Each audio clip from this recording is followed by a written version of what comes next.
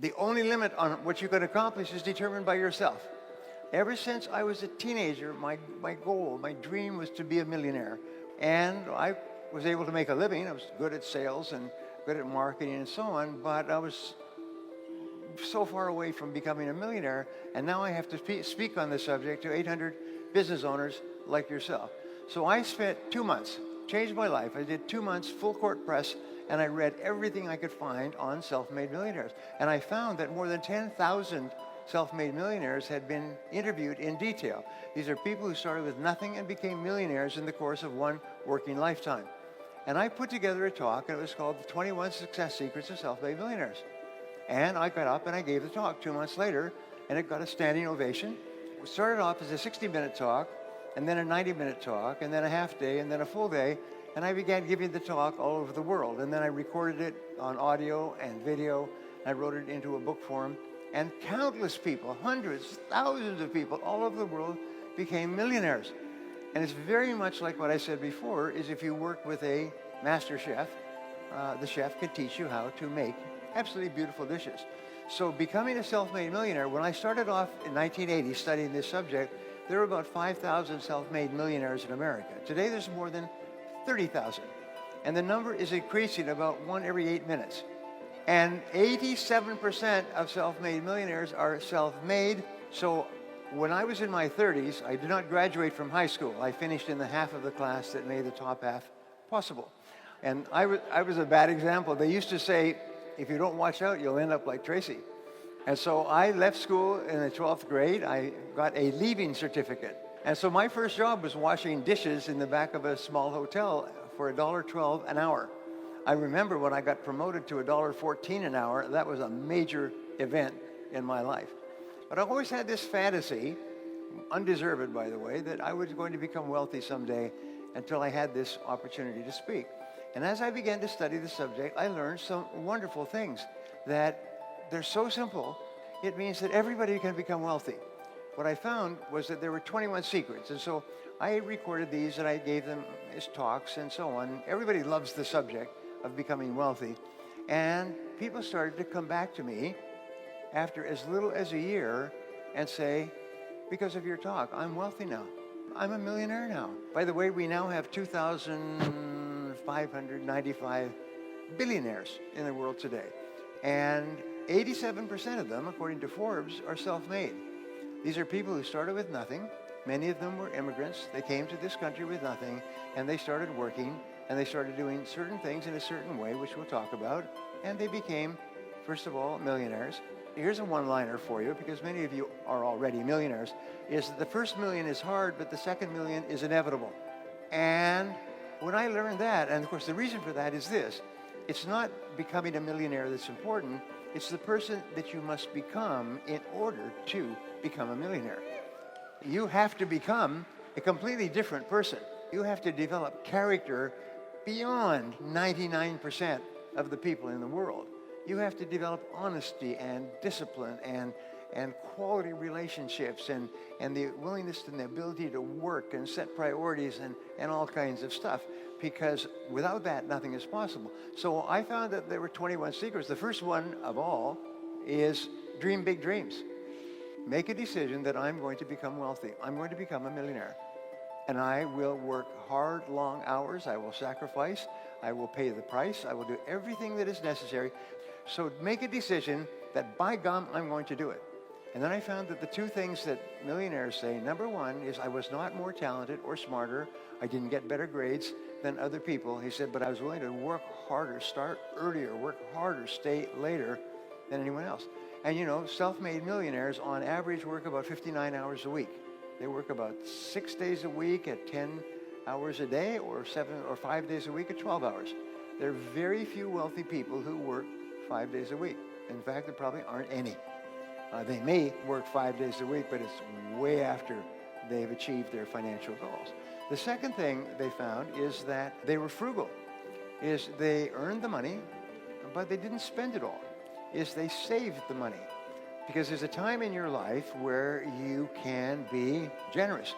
You can buy things, you can take trips, you can get new cars and new homes and a home in the mountains and so on, but not early. I'm going to show you the recipes and the formulas that you can use. And sometimes it just takes one choice. And remember, 87% of millionaires and billionaires are self-made. They started with nothing. And nobody's smarter than you, and nobody's better than you. If somebody else can do it, especially with all the disadvantages that many people start off with, you can do it as well. That's the proof. So I wanted to share with you what I call the 7 C's. So the first C is the C of clarity. Clarity is my favorite word in success. It's my favorite word in business. I have done consulting for more than 1,000 corporations. And what I found is in every single situation, problems occur when the company becomes unclear about what it is they're doing or how it is they're doing it. And it does happen. And so therefore, clarity is really important. The number one reason why businesses are not successful is that they're not clear about their business. They're not clear about every step of the business because they don't think on paper. The most powerful tool in the world is you, a pen, and a piece of paper. This is the greatest wealth creator in the world. If you write it down, it records into your brain, and your chances are you'll remember it. And one of the things I taught is write your goals down on paper and write them down in the present tense as though you had already achieved them. Your subconscious mind is marvelous, but what it does is it only thrives on goals that you pronounce in the now, in the present tense. You all read the books about the law of attraction and so on. Well, the fact is that once you are clear on a goal and you write it down, not type it, but write it down, is you force this energy field of attraction, and it starts to pull into your life everything that you need to make the goal clear. But if it's not in writing, not a darn thing happens. I said in life, every person has a turning point, and the turning point comes when you set upon a major goal. Once you are clear about your goal, you start to see all kinds of opportunities, things that you can do that you hadn't thought of doing, that move you faster toward the goal and move the goal toward you. You activate this field of magnetism and you start to attract into your life people and circumstances who help you to achieve the goal, and you help to achieve their goals. And it is the great secret of success. So number 1 C is clarity, is being absolutely clear who you are, what you want in life, what kind of a person you are, what you believe in, what's important to you, what you care about. You'll never be successful unless you're doing something that you enjoy and doing it well. Do something that you love and do it well, and you'll never work another day for the rest of your life. You just never work again because you can hardly wait to get to work. You can hardly wait to do it because you love it. The greatest thing that you can do for your children is to raise them up so they're self-confident and have high self-esteem, so they like themselves and value themselves and consider themselves to be worthwhile. And that's the most important thing in the world. You know how you can tell if you have a good relationship at any level of business anywhere is you laugh a lot. People in a good relationship laugh all the time because you can only laugh spontaneously. You cannot decide to laugh or plan to laugh or decide how long you're going to laugh. It has to come from your heart. It has to come from your mind. So these 7 keys will make you rich. Key number 1 is to decide exactly what you want. And the great majority of people really don't know what they want. They want to be rich, but what does that mean? How much is that? When? How soon? What are you going to do to get it? So decide exactly what you want.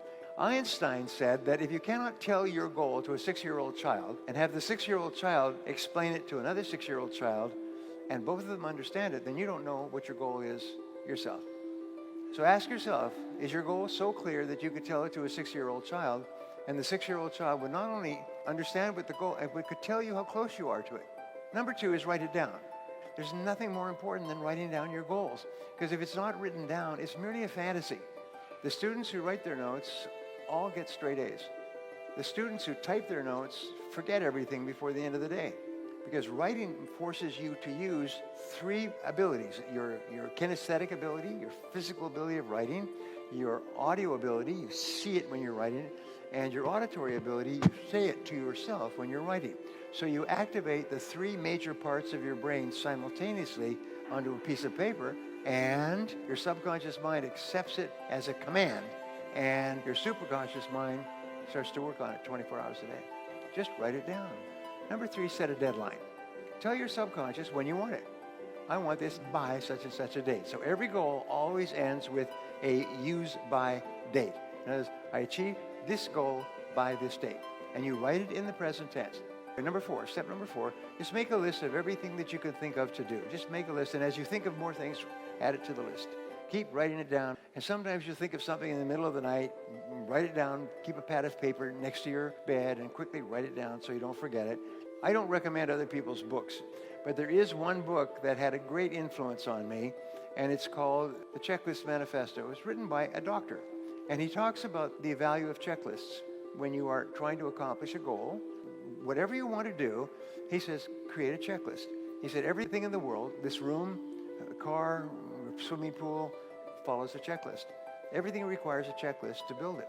And the wonderful thing about organizing a checklist before you begin work on a project, it has an extraordinary effect on your life. Anyway, so take your list of goals and organize your list by priority. Make a checklist. What's number 1? What's number 2? What's number 3? And so on. And as you get more information, change the list, reorganize it, write it, move things up and down. Step number 6 is to take action on your list.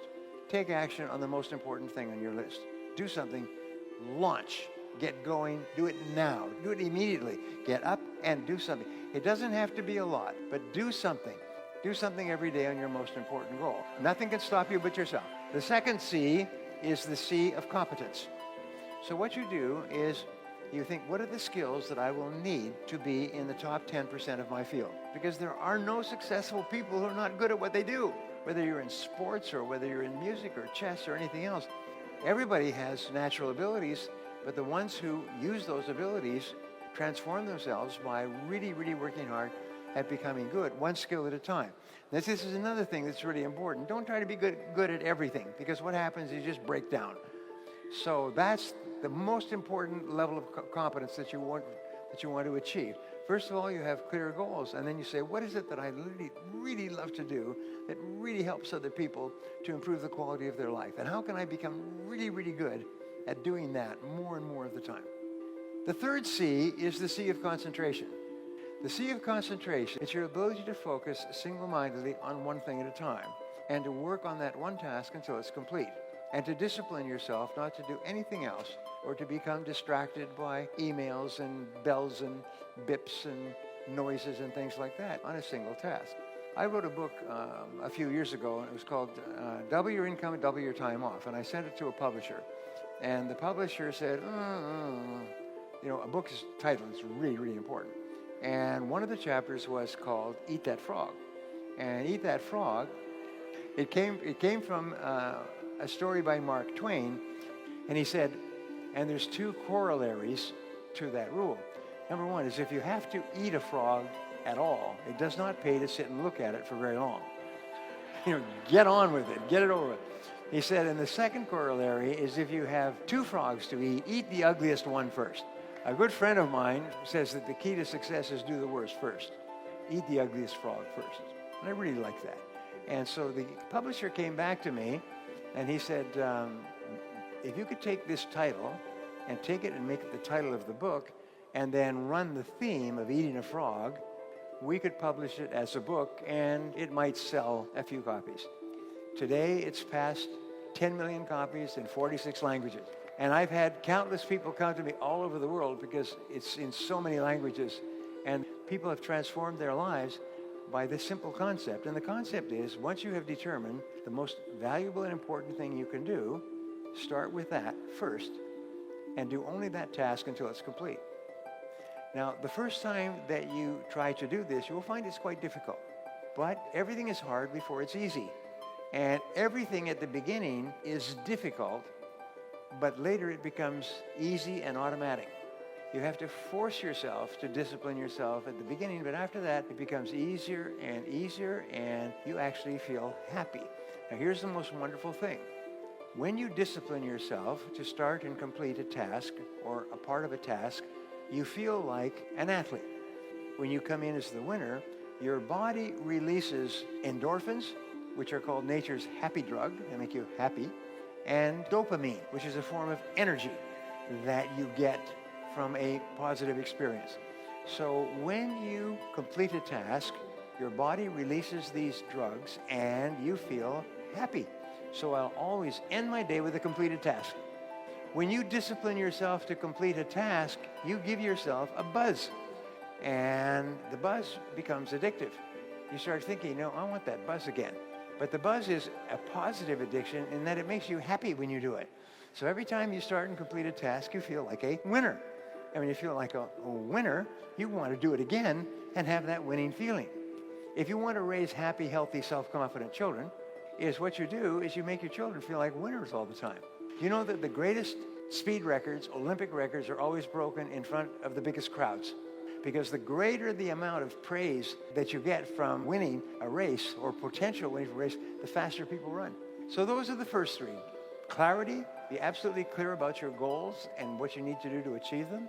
Competence, become very good at your tasks. And number three is concentration. Start and finish your most important task. Number four is constraints. Now, constraints is a concept that was developed in Tel Aviv, and it says that between where you are today and where you want to be sometime in the future, a goal. So what is the constraint or the limiting factor between here and where you want to go? You say to yourself, all right, you want to achieve a particular goal. So you ask yourself, what is the one factor that determines the speed at which you achieve your most important goal? Well, the limiting factor is the number of people who you sign up to join the business. Or it could be the number of people that you talk to. Okay, now I'm running out of time, damn. So I'm going to give you the other principles that we have. Number 5 is continuous learning and development, is dedicate yourself to becoming better and better at what you do. It must be a part of your life. You must breathe in, breathe out, and learn new things. Self-made millionaires, self-made billionaires spend 60 to 90 minutes every day studying their field, reading new material. So just keep flooding your mind with new ideas. Number 6 is commitment. Commitment is really important. There's no success without commitment, without you putting your whole heart into what you're doing and putting your whole heart into what you're doing for a long time. But if you do, there is no limit on what you can accomplish. And number 7 is courage. The first part of courage is the courage to begin, to launch, to take a chance, to face failure and rejection, to try something with a very great possibility that you will fail and you'll feel embarrassed and upset and your self-esteem will go down and so on. But the second part of courage is persistence. It's the power to keep going and keep pushing yourself and driving yourself. Nothing can stop you if you don't quit. If you don't quit, then the only alternative is you must succeed, and eventually you must succeed greatly. If you never give up, my promise to you, my guarantee to you, is that you are going to be an enormous success in the months and years ahead, and I hope you are. Thank you very much.